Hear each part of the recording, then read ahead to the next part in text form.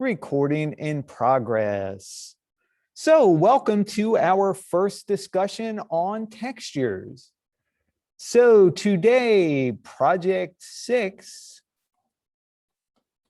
becomes project 7. Actually, one of your projects, let me back up and kind of adjust that. I want to go back to my red. I like my red. Where's that at? Oh, of course, it's down. Thanks, Zoom. All right, so one of your project 6 assignments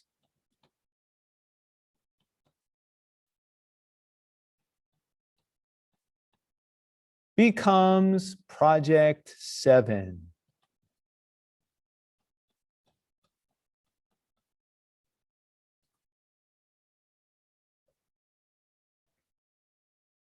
Okay. So that means you can do either the interior or the exterior, your choice, but only one.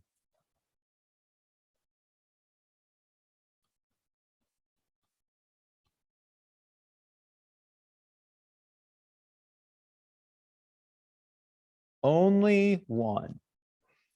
All right, so you are responsible, just like project 6, for adding textures to everything that needs textures.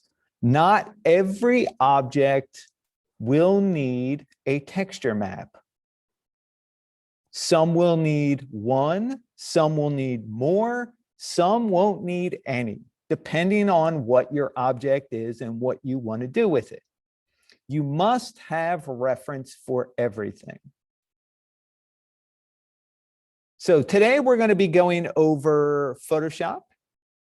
We're going to be going over basic maps, what maps we need, where they would go, the original simplified file mapping method, basically a texture map using UVs. And after our short break, we're going to be making a simple seamless texture in Photoshop. So I have some downloads for you. I've got a PowerPoint, Lecture 8, that contains the workflow for 3 different examples for making a seamless, repeatable texture in Photoshop. We're going to choose the simpler one, which is the brick wall. I've also got the source images for you, the Lesson 8 Photoshop files. We've also got SAL logo, Thermos logo, which we will be projecting in Lecture 10 on Monday. And basically a new set of PSD templates for Project 7.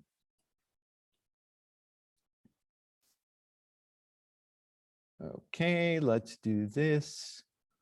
All right, so I'll have office hours tomorrow, Thursday, from 10 to 12, and then again 1 to 4. Frank will be running the online optional Zoom Open Lab for campus and online students.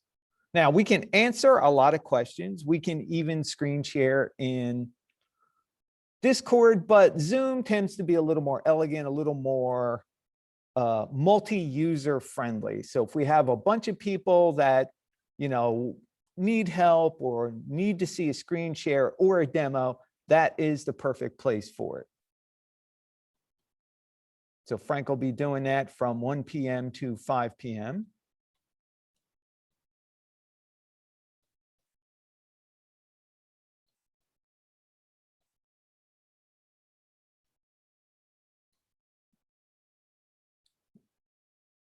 All right, so anytime you guys have any questions, just let me know.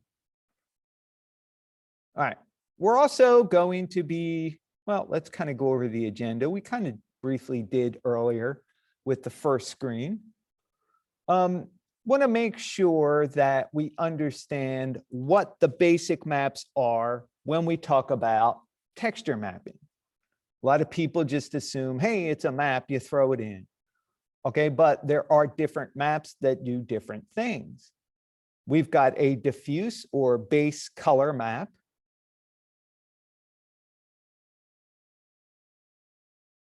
We've got a specular map, spec map sometimes, for controlling reflectivity.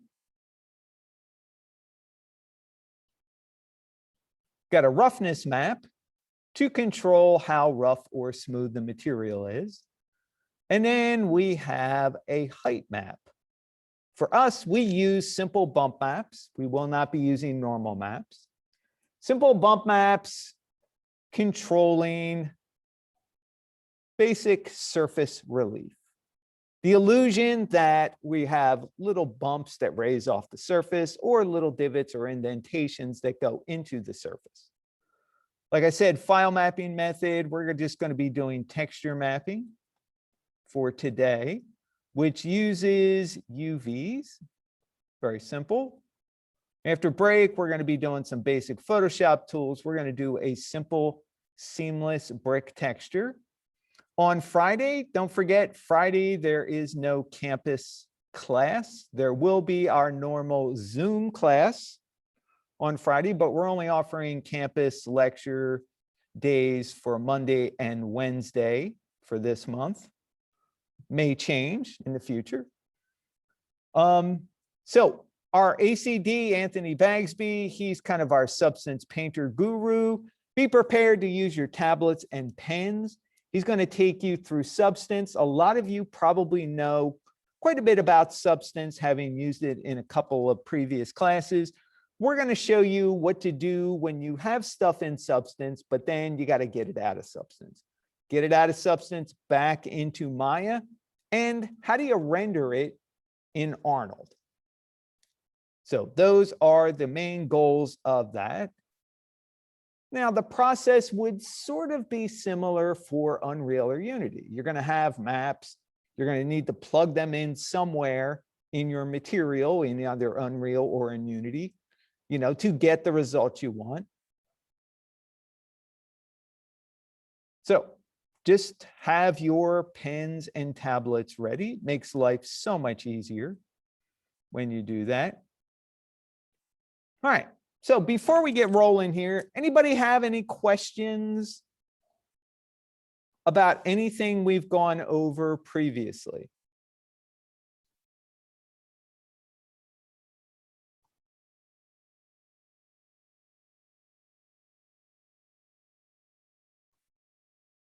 All right, so Brianna's good, Jacer's good, Nathaniel, Marie, Cantavius, Darian, Clifton, Chanel. Anybody have any questions over anything we've done previously? Good chance to just try and figure stuff out. Okay, everybody seems to be pretty good so far. Marie's good, Cantavius, Clifton, Nathaniel, Jacer. Brianna's good. Okay. So one thing I forgot to mention in my opening was that today, as I mentioned, one of your scenes from Project 6 becomes Project 7. Okay.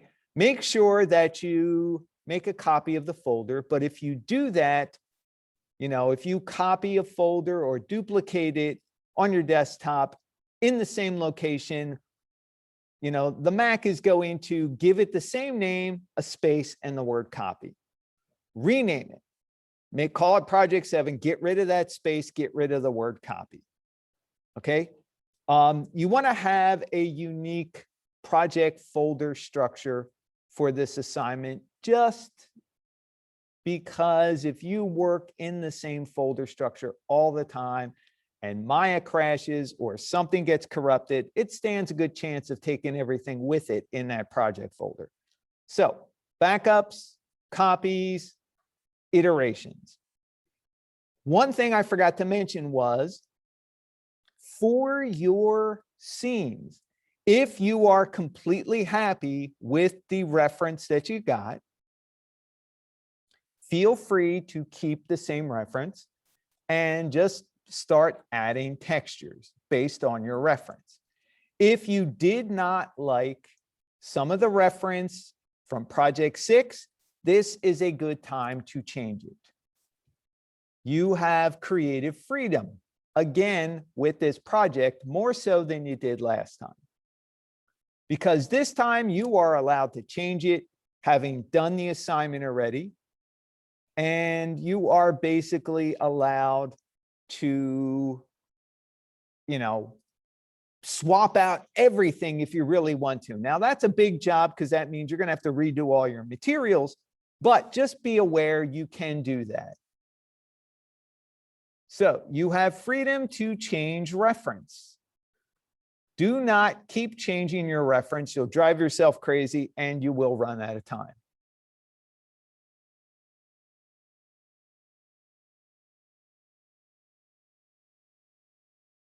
All right, let's let Derek in there. So you have the freedom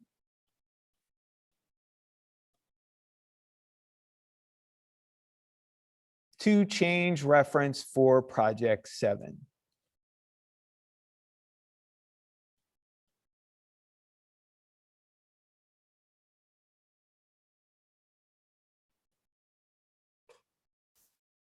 So, like I said, if you're happy with all of it, great, use it. You're not happy with some of it, great chance to do it.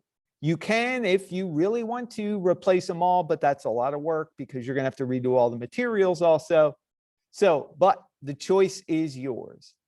Good time to reevaluate what happened, lessons learned. Hey, I went with this.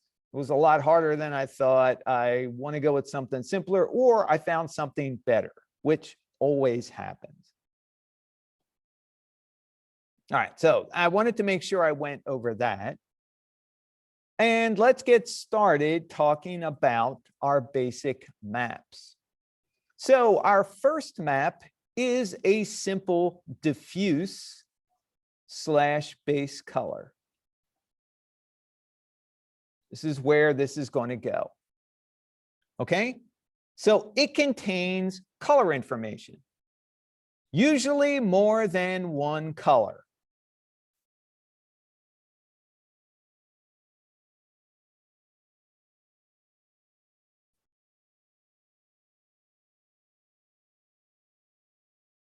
Why more than one color? Well, because if it's a single color, you can get away with doing just a solid color swatch. More than one color. Texture, any kind of visual surface detail, kind of a noisy, random pattern like we have here in this vinyl tile. But then again, this vinyl tile's got more than one color.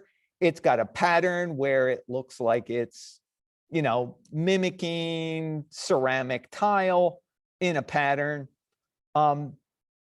Wood, concrete, carpet, fabric, all those are great examples of more than one color and a texture or visual surface pattern.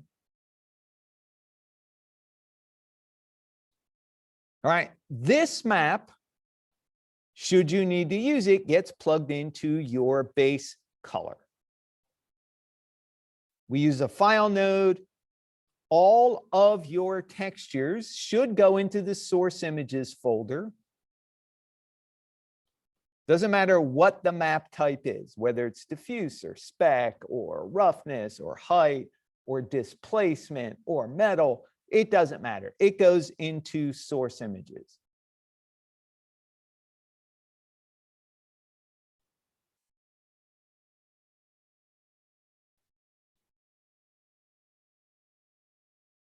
I cannot stress this enough. Because every month we get students who kind of just work off the desktop, don't have anything organized. They go to organize everything.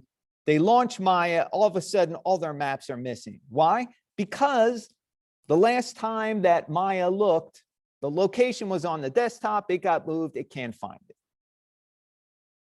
So you put your textures, your maps, into the source images folder of your Maya project, and all is well. Move that project folder around from your Mac to your PC, fire it up, set your project. Hey, everything's there. That's the beauty of using a project folder structure and setting your project.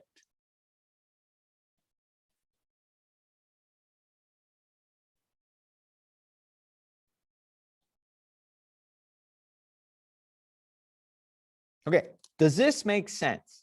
Does anybody have any questions? If you're not taking notes, man, I hope you got a photographic memory, because this stuff you're going to need for the next 3.5 lectures and labs. Actually, I have to say 3.5, but closer to 4. Got lecture today, we've got one Friday, we've got one Monday. Everything will be due on Thursday. We'll have one last kind of follow-up, go through all the stuff that we didn't have a chance to go through in all the other sessions, do some demos the very last lecture. But basically, we're trying to wrap everything up for you. So, questions about diffuse color maps, sometimes called base color. Terminology can be different, but basically you are plugging this into the diffuse part of your material.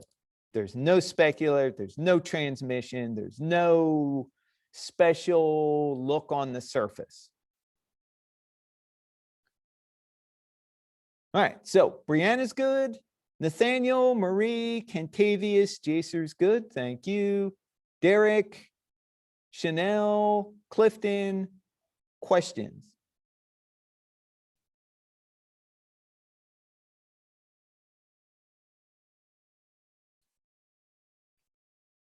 Right. I'm also going over this because in addition to you needing this information, because you will be doing this, you're also going to be discussing it in our texture discussion for Project 7. Now, I haven't had a chance to grade any of the discussions yet. We're trying to get the projects out, and we had technical difficulties in a couple different times. But the discussions are important, and I will be grading them later today and tomorrow. So I don't want you to think, they're just, we blow them off. No, that you're kind of explaining, if you understand this information, to us and to your classmates.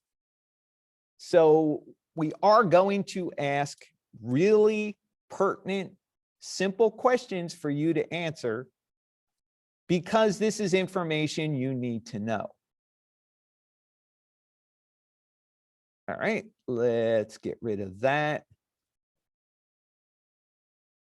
So when you start adding your base color maps, you may find out that, wow, I got a lot of energy here. And the material will respond to a lot of that light energy. And a lot of times the lighting, because it is so bright, we're trying to match real world intensity, so we get it to bounce around. In order to do that, we're throwing a lot of intensity at the material. When you start adding textures, it will start to blow some of the textures out. And knowing that you can adjust the base weight to compensate for that makes a huge difference. If you remember, we assigned 0.18 value to all of the diffuse materials in the scene. That's so that we could really crank up the energy, really get it to look bright like it does in the real world. But as soon as you add a texture, well, guess what? That value is not going to be 0.18 anymore, because the texture map, that image you're using, it's probably a JPEG, maybe a PNG. Okay, that image is going to have a very high value, meaning it's going to be closer to white, and you're going to get a blown out texture. So if we compensate by bringing the weight down, that will allow us to adjust the scene without trying to adjust the lights. If you adjust the lights, you're going to ruin the entire balance of the scene. So what we're going to be doing is adjusting the material based on reference. All right, so let me give you a kind of quick example of this. I'm going to use the exterior Zen garden, daytime, because there's a lot of energy. You could easily do this with the interior scene, the interior day, on the floor. You could find like a parquet wood floor or ceramic tile or carpet tiles, really low pile carpet tiles. That might work. But the idea is you're going to see on that floor, because there's direct sunlight hitting it, that there's a lot of energy. Your texture is going to blow out and you need to compensate for it. It even happens on the computer desk. Even though that doesn't have direct light on it, there's still a lot of energy there. All right, so let me set my project here. And let's go, Zen Garden. Set. Open. Let's go daytime. Here we go. So in this scene, I do not have my glass that I did the other day. Although I could go get that, throw it in here, at least have glass. Maybe I will do that. 1 second while I finagle some stuff around. All right, so that was, there we go. Zen Garden. I believe it was this one. Let's copy that scene. Let's drop it in here, Zen Garden scenes.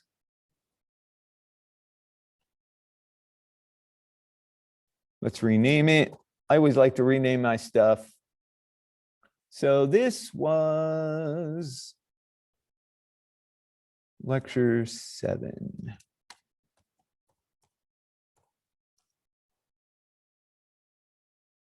All right, so now let's go back to Maya. Let's open it up, Lecture 7.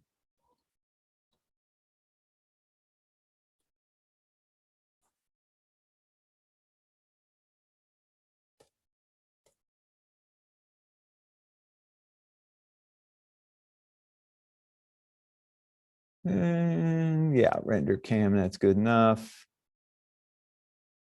All right, good enough. Make sure my settings aren't too high.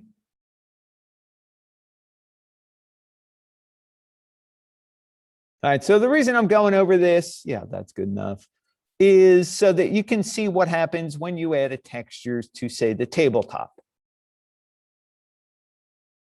All right, so I searched the World Wide Web all over the universe, and I eventually found a wooden texture that I like to use for my tabletop. All right, so I found this image. It's pretty good, individual boards. It sort of matches my reference, and for reference, I'm using my Zen Garden photo reference from Project 5. Right here, there's the shot. So you can see the wood is a little bit darker, but it's all right. Let's see, zoom in.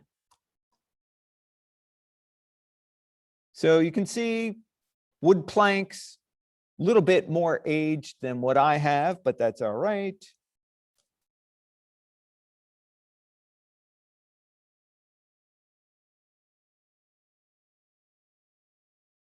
So the first thing I'm going to do, whenever you go to add a texture, you want to make sure, obviously, that first off, you've got it. It's in your source images folder. All right, so here's my project folder for the Zen Garden. There's my source images. I've got a separate kind of Zen Garden source images folder in my main source images just to organize it a little bit better, because I have a bunch of other reference and textures in here, and it got to be, well, I got too many wine labels in there. So I put it inside here. There it is. So first thing you want to do, obviously, you probably already have a new material assigned to this, which I will do.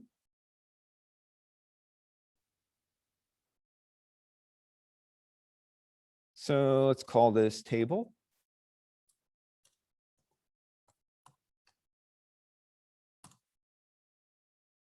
All right, now, by default, you know that color is going to be pretty close to white. So it's going to be really blown out. Another thing is we've got specular turned on. Now, if I take a look at my reference here, you can see that wood plank is pretty dull. It's been outside, it's weathered. Not really shiny like it was brand new.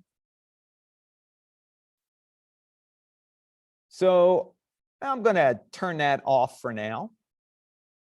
And instead of adjusting the base color, I'm going to plug my texture in so we can see what happens. All right, so to plug a diffuse base color texture in, it goes into base color. When you click the little checker input button, brings up your create render node. You'll notice on the left side, we have 4 categories. By default, it will grab all the categories. 2D, 3D, environment, other textures. We want to narrow it to just 2D and file. So I can get all of those choices back by simply shift selecting all of them, but I really only want the 2D and I really only want the file node. So I click on it. I have nothing in my file node. And let's map in. There's my Zen Garden source images. There's my wood planks. Now, I happen to know that the UVs for this are good with the wood plank. But should you put a texture in and it's wonky, go in and take a look at your UVs. Go into the UV editor. So let me select it. There we go. So you can see I've got my UVs kind of set up already. So I have random boards. Like I said, you may need to adjust your UVs to get your texture to work and to look good. Don't be afraid if the UVs aren't working for you to fix them. Okay, so all that said, let's go back here and you can see now in my base color, I've got an input. That input is my wood texture. Now that's really super blown out compared to my reference, even compared to the actual image itself. I can see even in this little thumbnail, I have virtually no detail. So let's go back. This is where we start adjusting the weight. Now the weight controls how much the material will respond, that part of the material, to light. So when I'm working with weight and I don't know how far to adjust it, I start going down in small increments. I'll start at like 0.95. Slightly better, not really that much better. Let's try 0.9. And at this point, what I think I'm going to do is start saving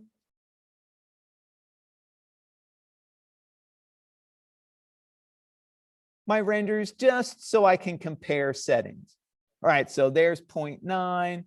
Let's try let's go down to 0.8. All right, I get a little bit more detail. You can see it's responding a little bit less to light. So let's keep that one. Let's try 0.7. Now, the one thing you want to watch out for when you're adjusting base weight or diffuse weight, whatever your renderer calls it, that you don't go down too far. If I adjust this down too far, now it looks like that wood belongs in an overcast day. It looks really awful.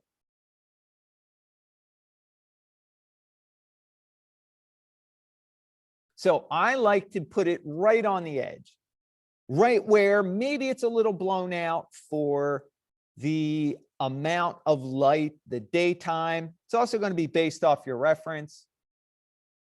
So 0.8, I've already got a screen of that. Let's try 7. So there's 9, there's 8, there's 7. A little bit better. Let's try 6. So now I'm starting to get some detail in it. So back to 0.9, 0.8, 0.7, 0.6. Let's try 5. Now this is starting to look more like my actual wood texture. So 9, there's 8, there's 7, there's 6, there's 5. And I'm kind of liking that now. Let's see. How does that stack up? Not bad. Little bit dark. So let's keep 0.5. Let's try 4. 4's actually kind of low. Let's try 0.45. So there's 0.5, there's 4.5. That's looking pretty good. A lot of energy still. I kind of like some of that getting blown out, those little splotches in there. Areas where the wood's not quite aged evenly. There might be, a lot of this wood is treated for exterior for bugs, termites. So, it may have not been treated evenly. Kind of like that irregular look. So adjusting the base weight will help bring your texture, if it is blown out like it is here, more into what the reference looks like without adjusting your lighting. So again, here we are, there's 0.9, 0.8, 0.7, 0.6, 0.5, and now we just went a little bit darker. I'm kind of liking that.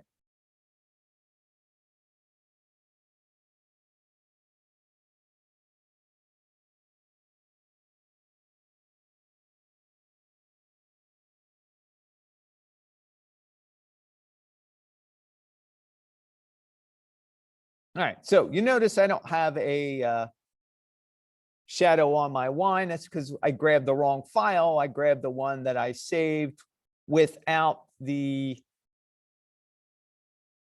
gamma correct. So, I can fix that real quick. Let's put in the gamma correct. It's utility, it's under G. Okay, out value, out X to transmission, close. Set the gamma 4 for X, 0 for Y, and 0 for Z. Under value, this is where we plug in our utility sampler info node. Take facing ratio, plug that into the value X, which is what we're measuring. So now if I render this out, I should have a shadow. There we go. And I should have one for the bottle. I do. Good. Awesome. So everybody's happy now.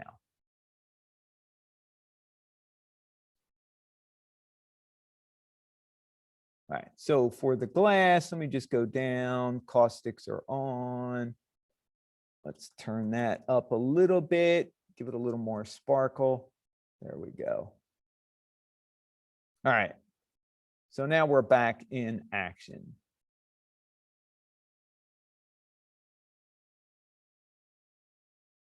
Let me save as. It's going to be lecture 8, just so I can have an iteration. All right. So any questions on adjusting the diffuse or base weight?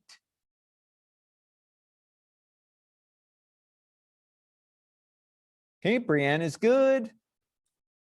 Chanel, Clifton, Darian, Derek, Jacer, Cantavius, Marie, Nathaniel. Jacer's good.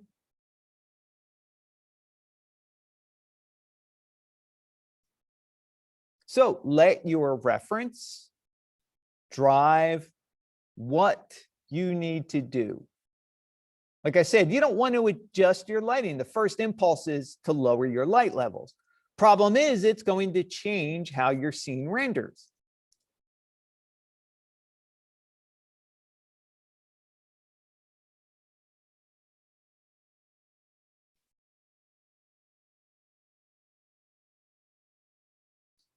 Okay, let's quit out of that. And let's go back and start looking at some of the other maps.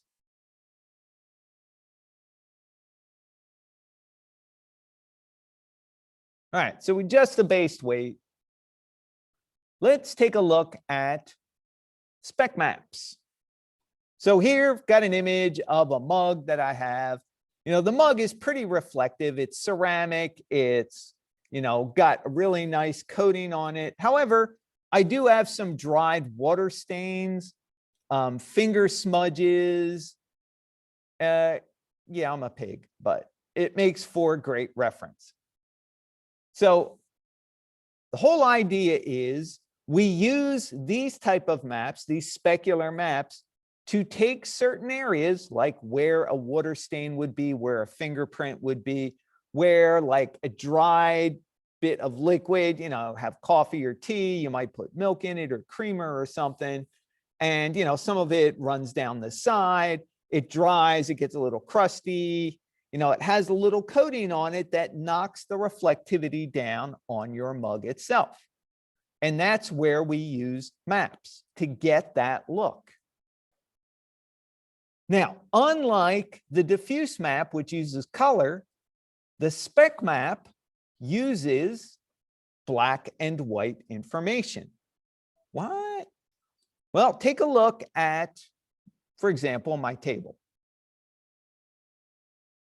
Okay, spec maps get plugged into the weight. The weight is 0 or it's 1 or somewhere in between. 0 means it's totally diffuse.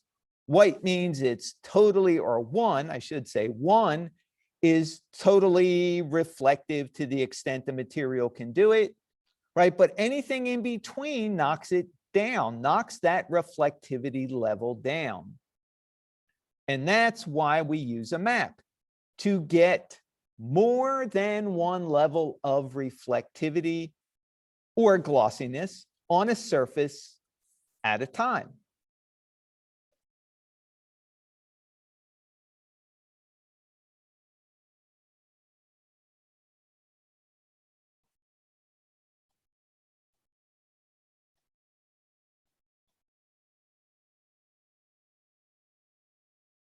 So more than one level of reflectivity, also known as spec, on a surface at a time. More than one level of reflectivity or spec on a surface at one time.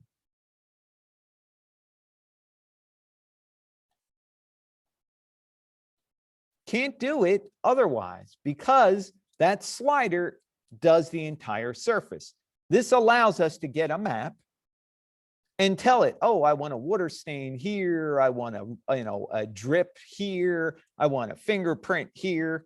And we're just kind of giving the map the shape. And, you know, ideally, you've got the location nailed down because you've done it in either Substance Painter or in Photoshop to put that fingerprint, put that water drop, put that smudge exactly where you want it on the UVs.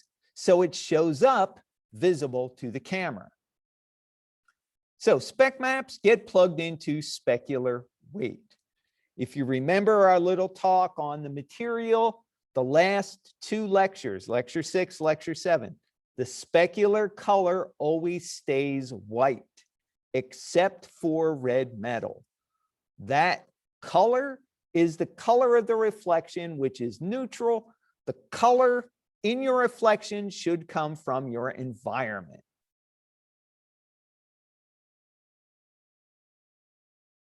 All right, does that make sense? Questions? Comments? Everybody good so far? Everybody ran screaming into the street. Being chased by a big specular monster.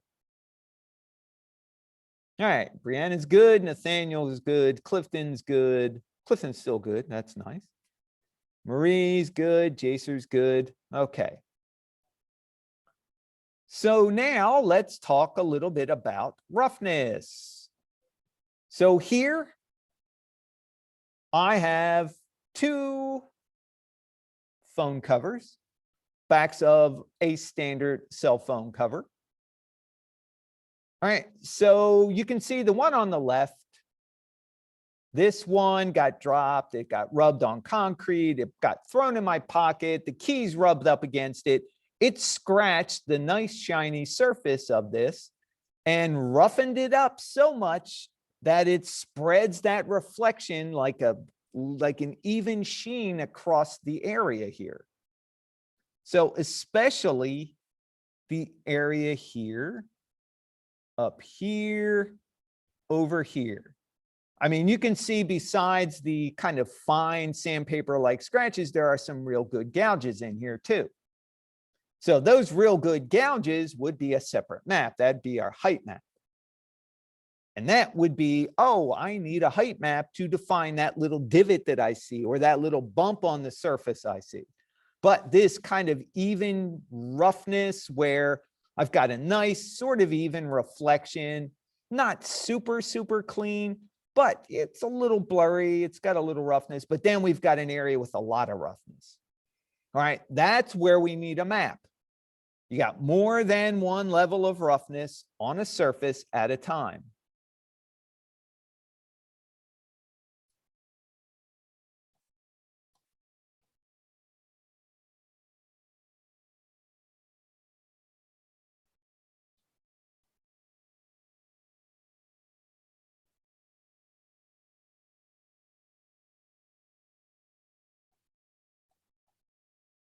Right.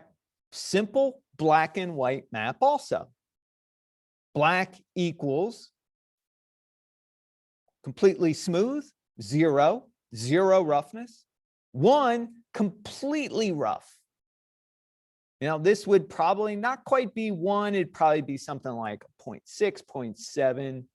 It's not a diffuse surface like carpet or, you know, fabric, kind of like my shirt.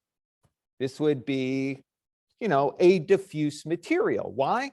Well, because all the little fibers are sticking up on top of the surface, diffusing all the light that hits it. So this gets plugged into your specular roughness. Again, different levels. Over here, slightly newer phone cover. I have some scratches here. You know, that's areas where it's not quite as see-through. This one's a little bit different since it is see-through, but pretend it's not. You would be able to see these show up as little areas of scratch and little imperfections. This would be a less drastic version of this.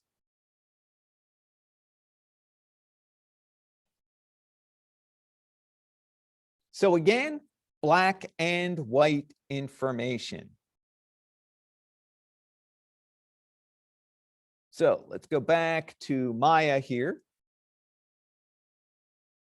And let's get rid of this and that. Okay. So roughness right here. Default roughness that we get in specular is 0.2, which is pretty rough.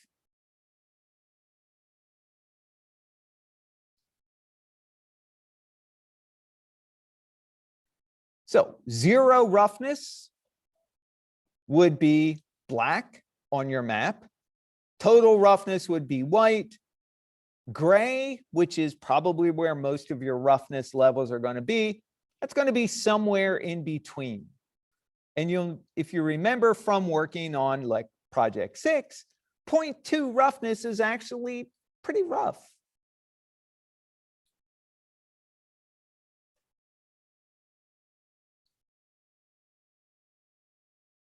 All right, gets plugged into the roughness channel. All right, so just to kind of recap so far, right? Here's your color map. Base color, diffuse color, however you want to look at it. It's good to know what they are called in different parts. Weight. This is going to be your spec map. Here, that's going to be your roughness map. And we're going to get into heights in a second. Right, so color, pretty simple. Color, more than one color, pattern. Spec, 0 to 1. It's called scalar. You'll notice there's not a color swatch here, which means it is just that. It's a value. It's not a color. But we still use a map because our map, black, white, gray, translates to different numbers. Same thing with roughness, 0 to 1. 0 on the spec, completely diffuse.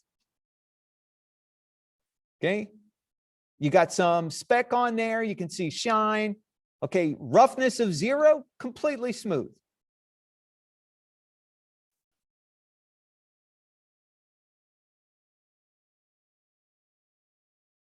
All right, questions so far?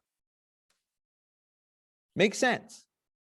Just trying to go little bits at a time, just to make sure we can all digest it. Don't want to lose anybody. Now, how do you know if you need these maps? Your reference. So for example, this is my reference. Hey, I know I need a roughness map. I might even need a spec map here too. But for me, primary thing is I want that roughness map first to see what I need to do if I need to adjust the amount of reflectivity. Because this could easily be all a result of roughness.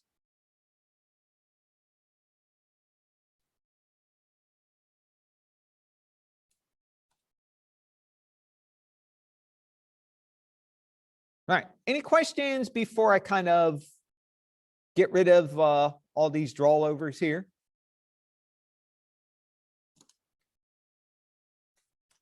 Right. Brianna's good, thank you. Chanel's good.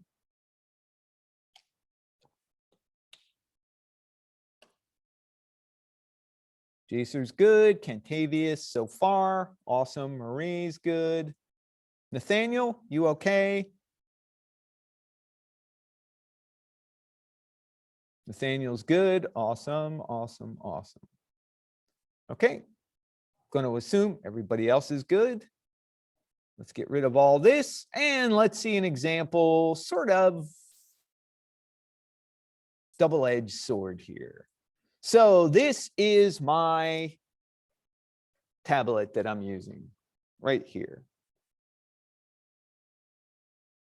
And you can see that it's showing its age.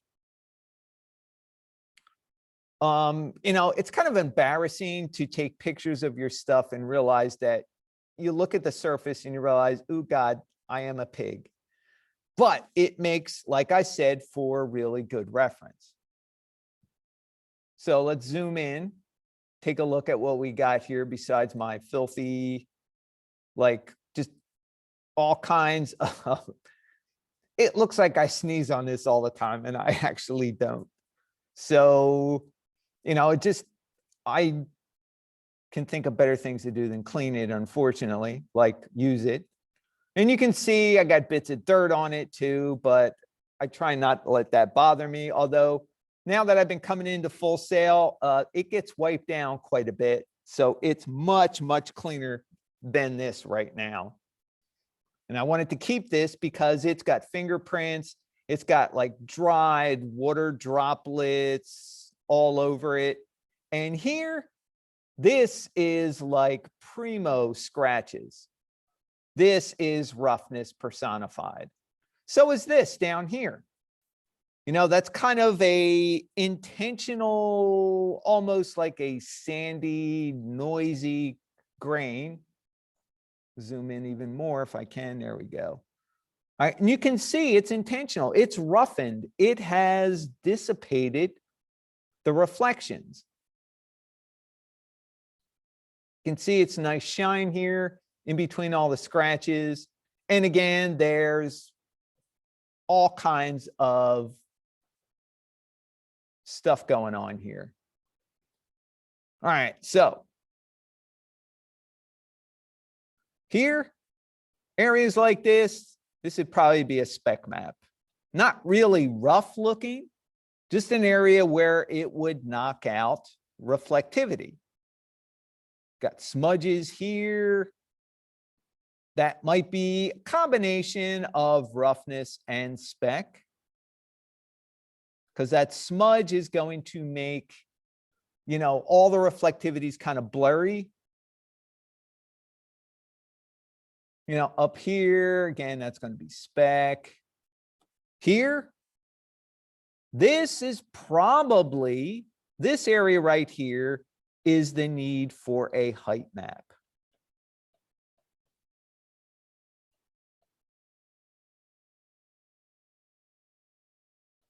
Why? Because what we're seeing here is not a result of really minute scratches. This is definite surface relief or height change, right? We're seeing little dark and light areas. That's a result of the darker areas going into the surface a little bit and the lighter areas raising up a little bit more. Let me see if I put this up here. How does that look? You probably can't focus on it, but you can kind of see I've got reflections here. You can see in the main part of my pad, right? You can see the lights, not bad, right? But come down here on this bottom part and look at that light is completely blurred out. That is a result of height, possibly a little bit of roughness, but the height map might do it for us. So the reason I bring this up is because this is where we might need to get a height map. Also for these visible gouges, areas where it looks darker because it's gotten scratched into the plastic, right? This little area here, that's probably roughness, is probably spec. I got smudges up here. Okay, so there's a whole bunch of stuff going on here. All right, so we got roughness, probably bump also. Smudges up here, probably spec. And maybe roughness, or maybe roughness and not spec. I'd have to really sit down and look at it. Here, that's definitely going to be spec. That's like a little flat piece on there, not really seeing any blur. So probably spec. So this is an example of a surface, or actually more than one surface, because, you know, this is the same as this. And the buttons, they are all basically the same kind of material, right? So they would all get assigned probably the same material. This is a lot shinier and smoother than this. That would get assigned a different material. That would get assigned a different material. So I'd have 3 different materials, and I'd be plugging these maps into those different materials. That's why we have you guys build these things as though they really exist, because they are made of different components, different types of plastic, different process.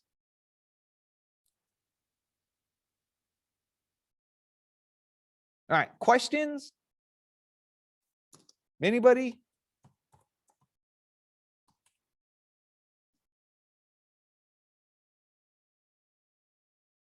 Deeser's good. Brianna, okay. Very good, guys. Thanks for hanging in there. It's a lot of stuff. I realize that. Let's go back to fit slide and let's talk about height. So we've already seen the need for a height map here. Height map controls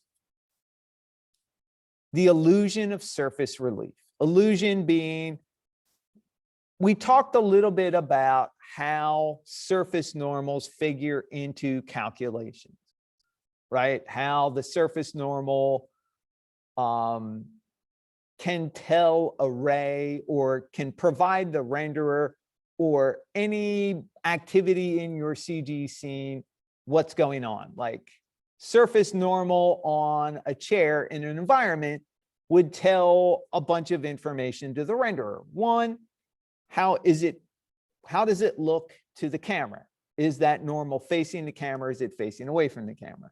When a light ray hits it, where does it go? And, tons of information like that. Well, we also use normals for figuring out bump. Because with bump, you just get a simple sphere here. So simple sphere, get some simple lines. Pretend these are my surface normals. Just going to put a few of them in there.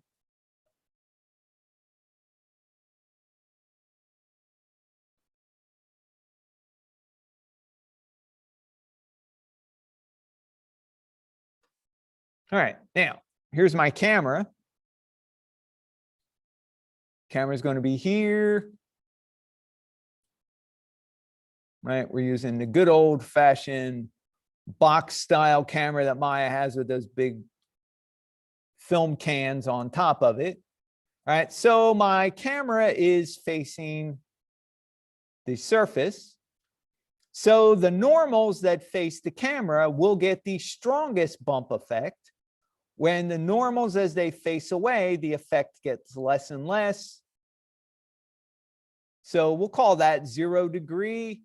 We get the strongest bump effect.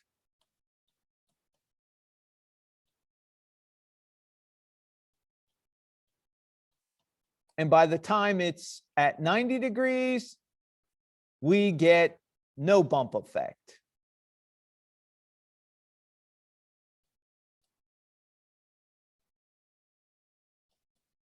And it gets less and less as we go toward the 90-degree angle.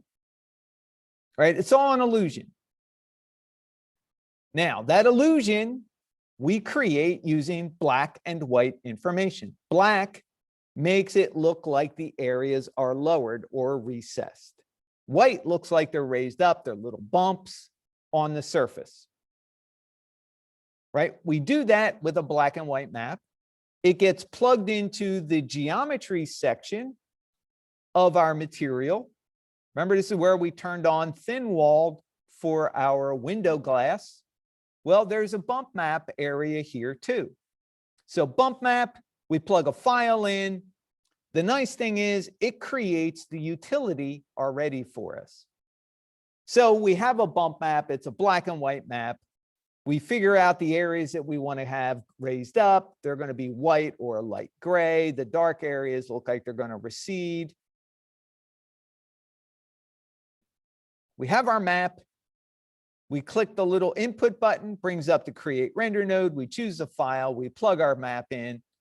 And behind the scenes, which is very nice on Arnold's part, behind the scenes, we get this thing called a bump utility that is connected automatically. Now, your file is automatically plugged into the value. That's why this is yellow.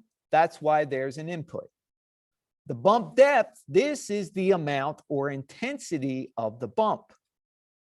This tells us how much of that bump effect we see. The default of 1.0 is always way too high.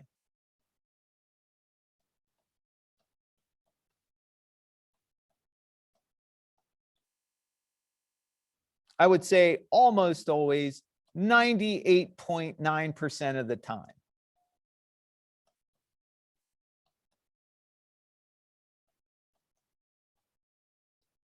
So we start by lowering it. How much do you lower it? Well, if I'm not sure, I cut it in half. I keep cutting it in half until I get the level I want.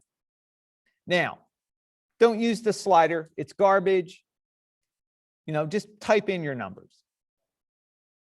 If you accidentally go negative, negative will reverse the direction of the bump. So anything that was white looked like it was going up. If it's negative, it's going to look like it's going down. It flip-flops your whole bump map. It reverses it, which is kind of nice because if you get a bump map from somebody, you put it on, you realize it's doing the opposite. Well, you can go in and make the bump depth number negative, which is kind of nice because it starts right here, at 1, which is kind of in the middle of the range. You get to go negative, it flips it for you. You don't have to go into Photoshop and reverse it or put a reverse utility on it to kind of counter it. You can take care of it inside the bump.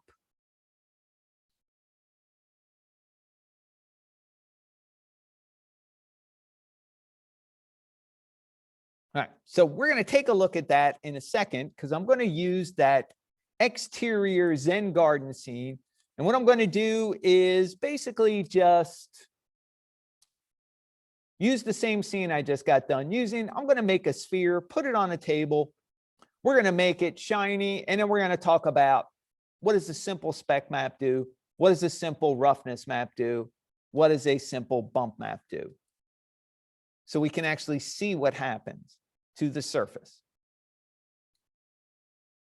Now, if you guys want to try and follow along, that's great. Get your Zen garden. We're just going to use the close-up shot, going to make a sphere, polysphere, put it on the surface. But for now, before we do that, let's talk a little bit about file mapping methods. So when I created a bump map, or I'm sorry, when I created the diffuse map, the base map for the table, I automatically got a file node, and I also got this thing called a place 2D. The place 2D gives us some control of our UV placement. Very little, but it will allow us to do things like repeat that pattern. Be able to make it so it doesn't copy itself and iterate itself. We can rotate it in frame a little bit. We can translate it a little bit, but all in all, it's very limited control.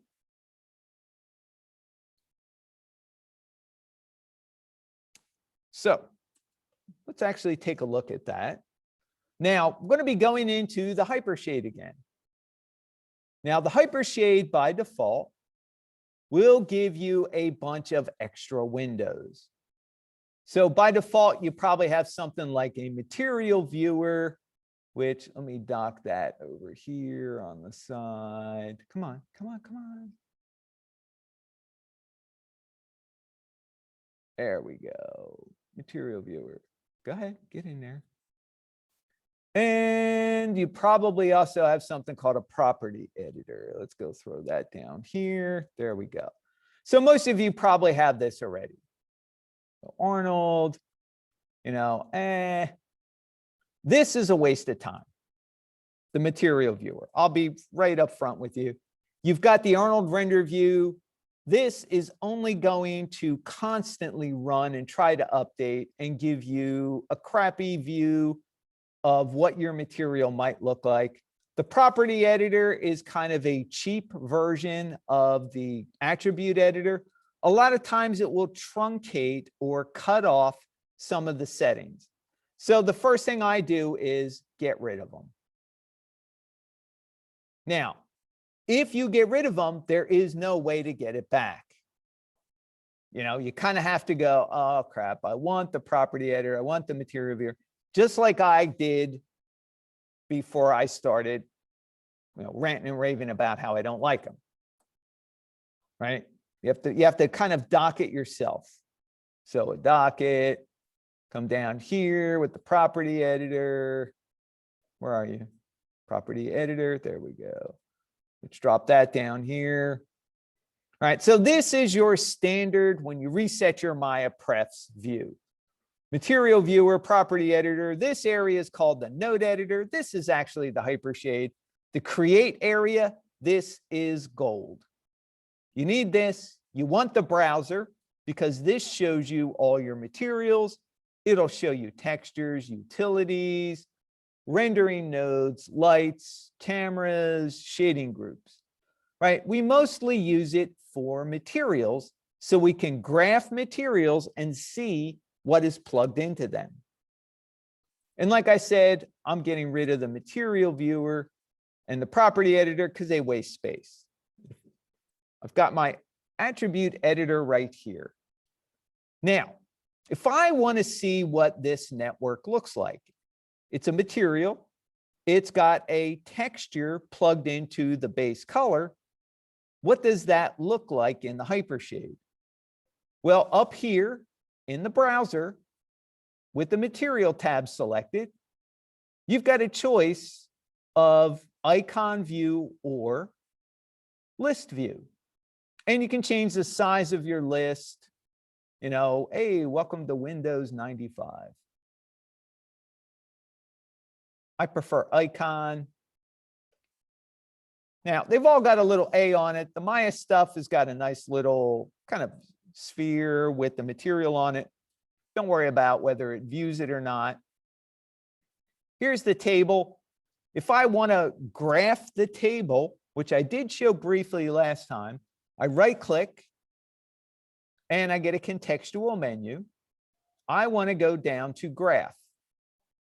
That will drop my material here, give me my file node with the texture in it, and a place 2D texture, which is controlling how often it copies itself, whether it repeats itself. As it copies itself, it makes it smaller.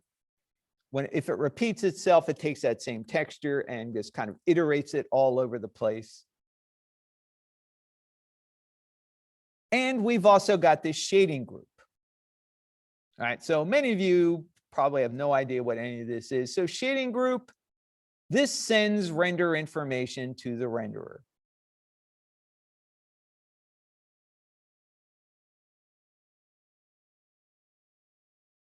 Okay, so when you hit the render button, the renderer goes into Hypershade and says, all right, shading groups, what do you got for me? Shading group says, hey, I've got an Arnold standard surface. It's got a bunch of wooden plank geometry assigned to it.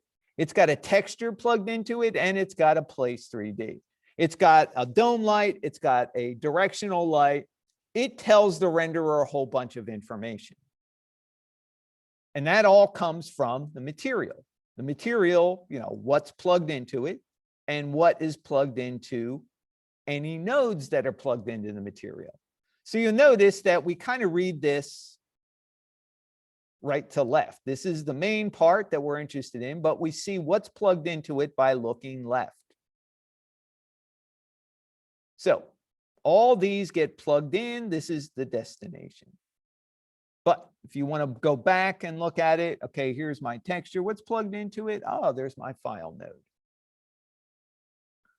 Now, if I want to take a look at any of these, very simply, I can just click on it and it'll take me right here in the attribute editor. So here is my file node. Oh, sorry, my 2D placement. So you can see coverage. This is the UV frame. So coverage of 1-to-1, that basically says we covered the entire UV frame from 0 to 1. Translate is at 0. If we nudge it, it's going to start nudging it in the frame. And by the way, this column is U, this column is V. If you only have one attribute, that's rotation. All right, so down here we got 2 rotations, but everything else is U and V. 1-to-1 means, hey, I'm covering the entire UV frame. 0-0 means, hey, that's the origin. We're not translating or moving this or shifting this texture anywhere. Rotation. So if I rotate this, you could probably see, well, let me just kick off the render. Probably going to be easier to see in my render. There we go.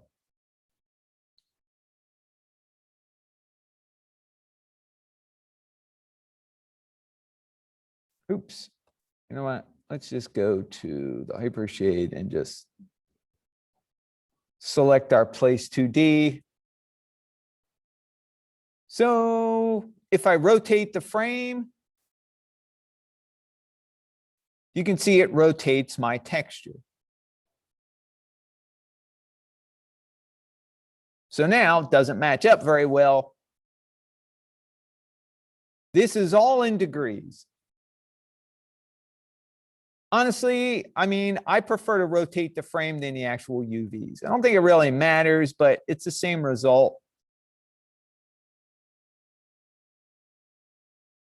So wrapping means that texture is going to wrap itself around all the geometry until it covers it. Fortunately, my texture is pretty big and mostly covers the entire surface.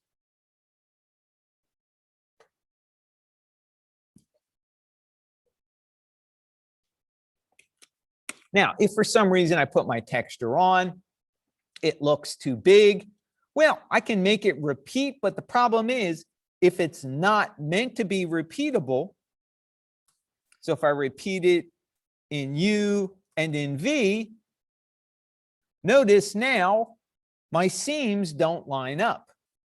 My wood texture is getting smaller, but they don't quite line up. Looks like many, many small boards now. And I'm going to start to see seams, which I don't necessarily want.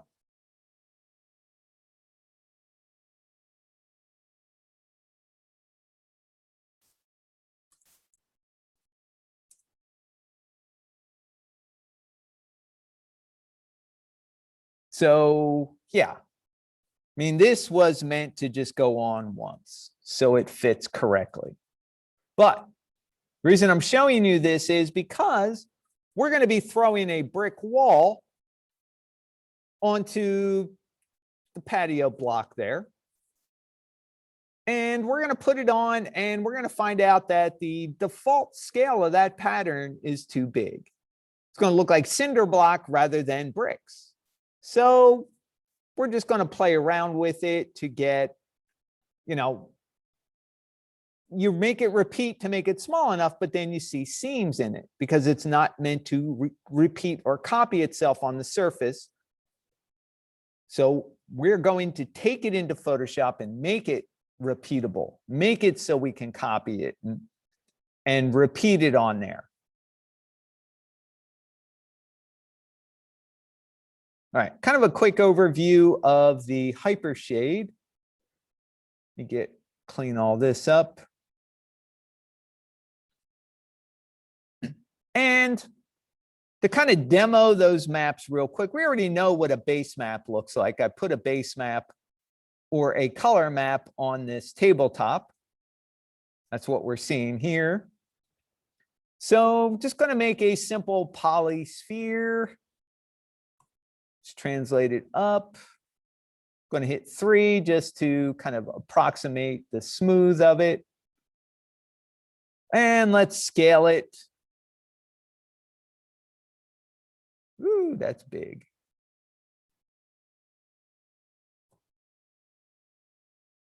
All right, so I'm going to scale it down so it kind of fits on the table.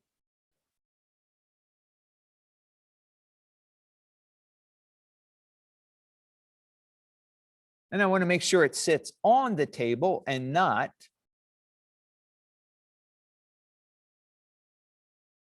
float above it or get buried inside of it. There we go. That's not bad. What does that look like here? It looks like it's a little large, but I'll just scale it down a bit. Just going to translate it again so it looks like it's sitting on the table.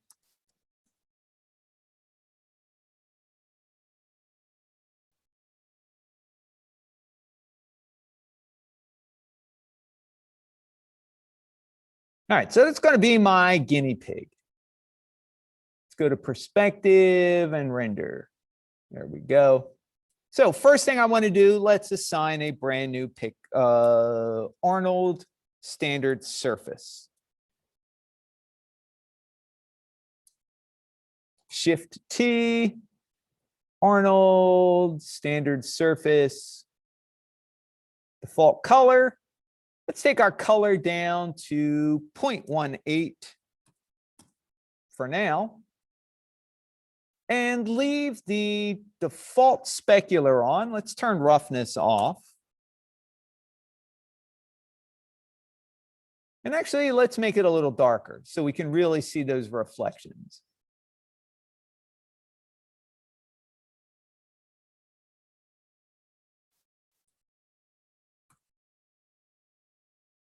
All right, so we can see the reflections of our environment. You can see the wine on the table. We can see our dome light with our Zen garden information back there. There I am hiding behind the dumpster, as always. So this is flat specular. Flat meaning it's entirely uniform across the whole surface. Now, if I want to break this up so I have areas that are specular or reflective and areas that are not, I need a map to do that. Now, instead of us going in and guessing, what kind of map would I use? We're just going to use one of Maya's built-in simple, well, they're really simple procedural textures, meaning they are computer generated, they don't use pixels, and most of them are meant to repeat. We're going to use the simple checker, which you guys are probably familiar with from modeling. We usually use that, throw it on the surface, look at it, see if it's, see if our UVs are even. So under specular, weight, going to click the input button. And before I do that, let me get rid of all these little snapshots down here. And let's just keep this one that we've got going on here. There we go. And specular, weight, click the input button, create render node, 2D, we're going to use a checker. Now, what is that checker going to do for us? Well, I just hit the render button. The areas that are white are going to be reflective. The areas that are black are going to be non-reflective, meaning they are diffuse, basically. So there's uniform, and here is non-uniform, specular. So my spec map is now cutting out areas of my sphere, making them diffuse. I don't understand why. What do you mean diffuse? Well, remember when we were making our simple material, we take the weight, the specular weight, turn it off. That makes our base color the only thing visible, like here. That's our standard, AI standard surface. It's diffuse. So we've made this area diffuse. Now, the nice thing about a checker is we've got two color channels. So I can reverse these if I want to and see what happens. So now I've just kind of inverted the areas that are reflective and the areas that are not reflective.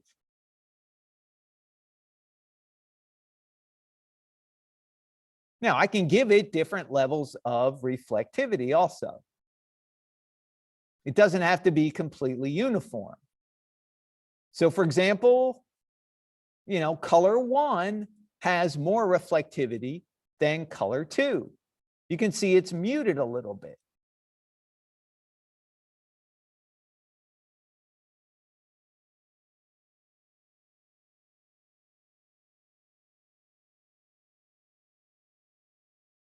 So this simple map, and the reason I like this procedural is because we have the ability to kind of play around with the two color channels. Even though we're getting squares, we can see what's going on. All right, does this make sense? Any questions so far?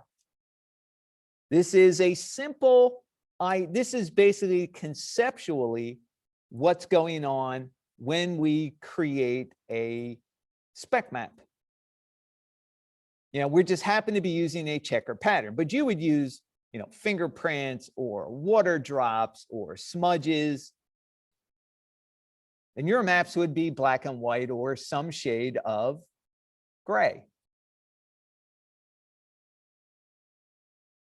Now, if I want to repeat this checker, that's under the place 2D. You can see that it's repeating 4 times in U and 4 times in V. So if I want to make these checkers smaller, I can repeat it. This is a repeatable texture.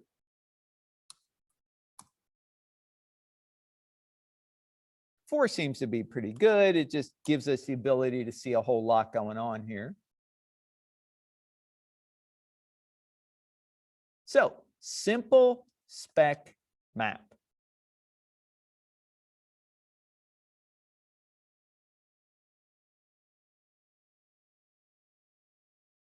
All right, let's see what happens when I get rid of this and I use a spec map in roughness, or actually not a spec map, but I use the same map in roughness. So what I'm going to do is break my connection. Anytime you assign a map and you go, oh crap, I didn't want to do that, or I don't like it, I want to get rid of it. How do you get rid of it? Well, you can see I've got an input here. On top of the word or the name of the attribute, which is weight, I right click. That allows me to go down to break connection. That will basically remove that map. Let me turn my weight all the way up. And now we're back to solid, even, diffuse, or even specular weight. So if you accidentally assign something, don't worry, just break the connection. You have to be on top of the actual attribute name. Now let's go see what happens when we add in roughness. So specular, roughness, click the checker button, the input, that brings up the create render node. And instead of using, instead of using a file, we're going to use another checker, which is basically the same kind of material we used when we did the spec. Now you can see the spec and the roughness, they almost look the same. You turn the roughness up enough and it almost looks diffuse.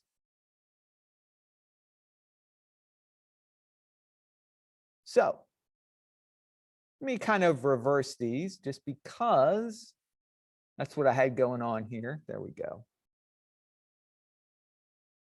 All right, so areas that are white are completely rough. Areas that are black are completely smooth. As I turn down the white, looks like it's actually getting brighter, but what's going on is that sun, that highlight is starting to organize a little bit more. Right now, this is so diffused, I can't make sense out of my reflections. But as I lower this,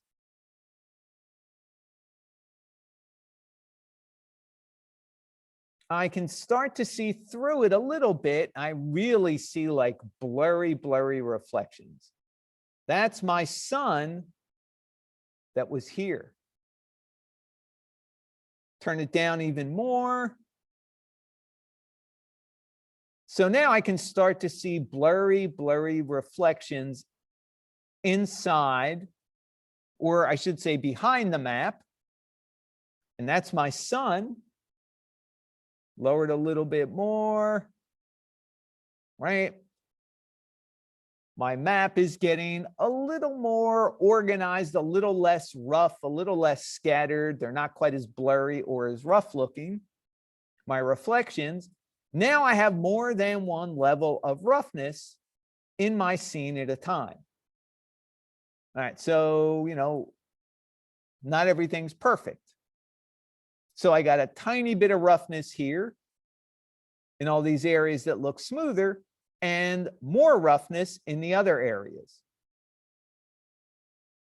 So if I turn them all down, now everything's perfectly smooth.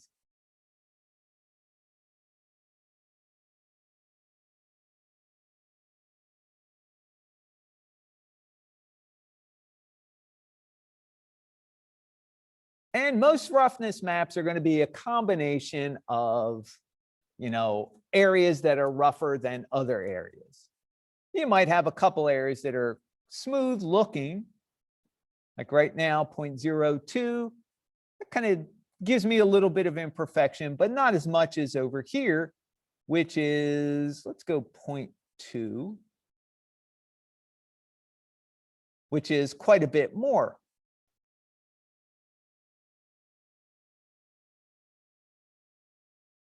So more than one level of roughness at a time in my sphere.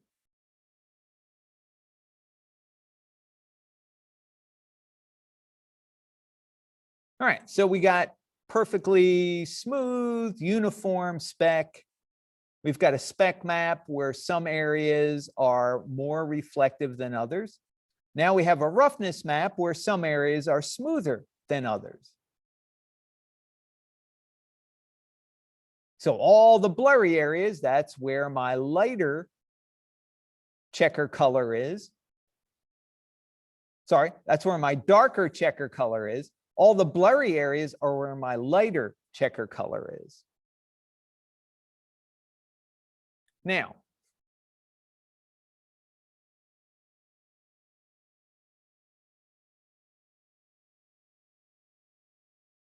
I'm going to break the connection on roughness. And let's put our roughness at 0 for now. And let's go down and add a bump map in. Now, the bump map gets added all the way down under geometry, bump mapping.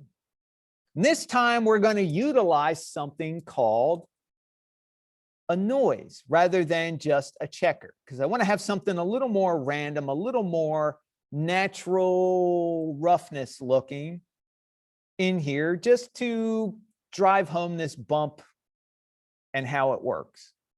All right, so under geometry, bump mapping, click the little input button. We want a 2D. And this time we're going to go down and choose noise. Now the noise is automatically plugged into the bump value. The bump depth, well, as you guys will see, it's going to be pretty nasty and gnarly. It's like really super exaggerated. It looks almost like a sphere that's got kind of it's made of glass and it's been filled with mud. And somebody who filled it with mud didn't get all the air pockets out. So we can see areas here where there's no bump, that's nice and smooth. The other areas, highs and lows, those are different levels of light and dark. So here's what my noise looks like. It's all random. We're not going to mess with these settings.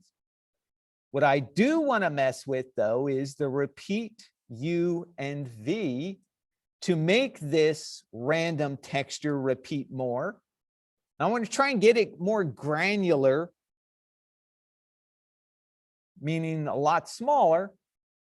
So how do I do it? Well, I'm not seeing the ability to get to that place 2D. I'm going to open up my Hypershade and graph my sphere, which I believe is this one. Yep, there it is. There's my place 2D. So I select it.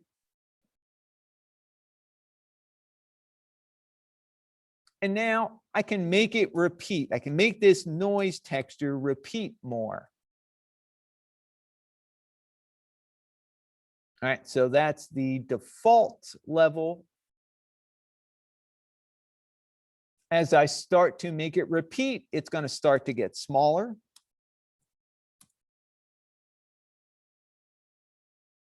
And it's really, really dark. So now it's getting all kind of crackly and craggly, like, kind of really rough concrete or blacktop or even granite. Let's go up. Let's try 10. Yeah, let's go 12. Why not? Make it smaller. And now what I want to do, you can see some areas, they look almost smooth, where I've got a nice reflection. In the other areas where I've got bump, it's very rough looking and broken up. That's the lower, that's the part that recedes down into the model or the illusion. And then the shiny, smooth parts are the parts that are kind of flat and raised up a little. Now, one of the first things you want to do when you've got a bump map is adjust the amount of bump. That amount of bump by default is at 1. It is always way too much. There's my bump utility, and that's how I control the amount of bump. There it is right there. So to be honest, I always, well, full disclosure, I start at 0.1 because I think even 0.5 is way too much. But you know what? Let me go back to 1. Just get a quick render of that. Let's keep that. And let's start lowering. 0.1. Did it really do anything? Yeah, it kind of got a little less dark. Now, what a bump map is doing is it's giving us the illusion that the surface is changing. It's not really. It's just based on the surface normal pointing at the camera.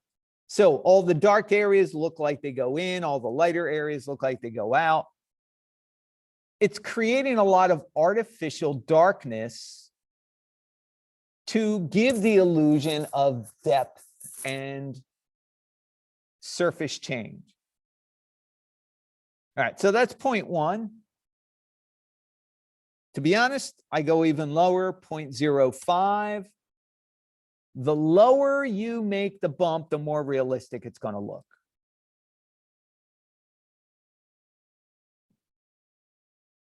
So you can see it's getting a little bit lighter.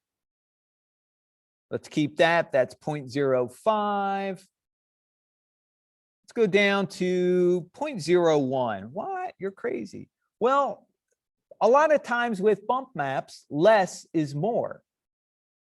I don't want to knock people over the head with a bump. I just want to be able to have some imperfections in the surface and have people go, oh, okay, yeah, that looks pretty natural, rather than, whoa, you got bump on there. Dang. All right, so how does that compare? Well, it is much lighter. And to be honest, I can even go lower, 0.005. Now it just kind of looks like a kind of craggly, almost like it's covered with foil, or it's almost got like a skin on top of it. It's not really that deep, but it still has a lot of roughness. Remember, this is what it looked like before we put, oh boy.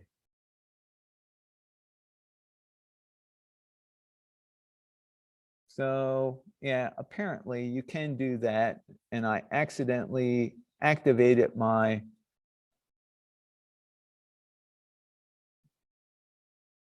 real size. There we go. Okay.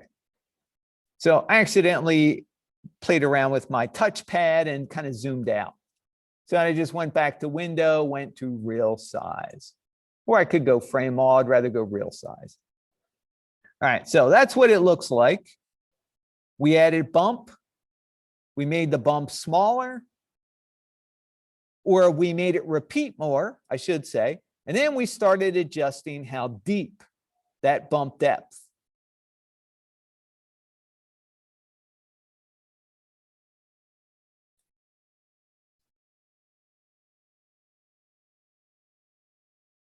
All right, so this is all without roughness. That's why I was saying earlier when we were looking at the reference for my tablet, I might not need a roughness map here if I'm using a bump map. And likewise up here, I mean, I might have some areas here where I'm using a bump map and maybe in the areas behind all the bumpy scratches, there's more of an even scratch. And that's where I would use a roughness map. But sometimes the bump map will add some roughness to your surface just because it is breaking up the surface or the illusion that it's got indentations and little bumps on it. So I think I mentioned this before, but a lot of walls in Florida have that kind of orange peel on them, any interior wall, right? From a distance, you can't really see it, but when you get closer, like about 5 feet inward, you can start to see like a little bit of bumpy pattern on top of that wall. There's a good example of a height map or a bump map. But depending on the camera distance, you may or may not need it. Like 10 feet away, I can't really see it. That wall looks pretty uniform. But if I do a close-up shot, my camera is now 5 feet away from the wall. I can see it. That needs to be in my shot.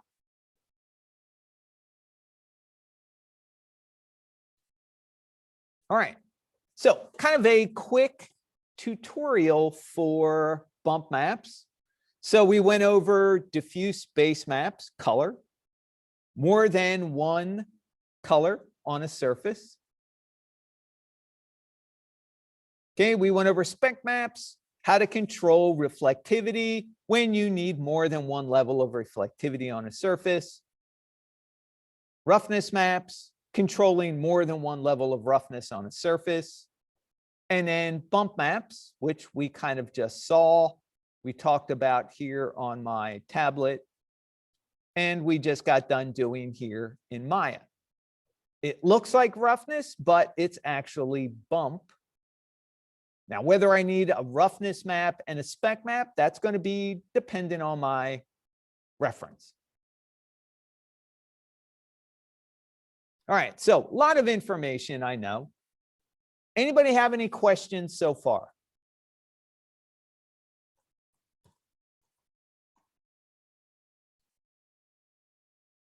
Right? Chanel's good. Kentavious, Brianna, how you doing? Clifton's good. Darian, Derek, Nathaniel's good. Thank you.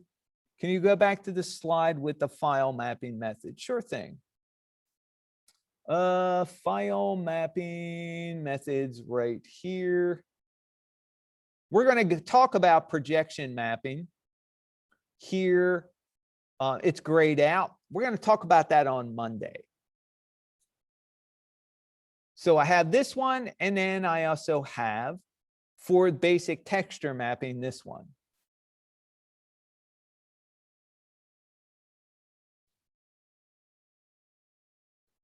Right, good. You got your notes.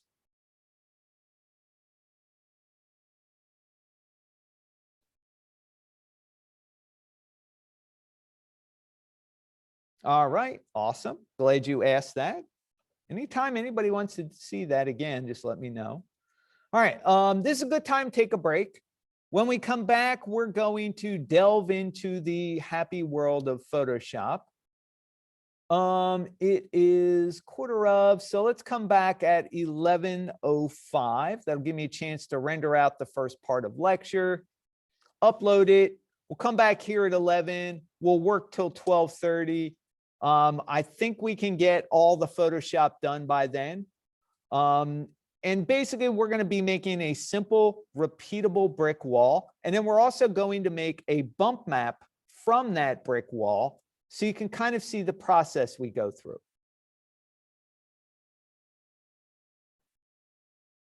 All right, so I'm going to stop recording.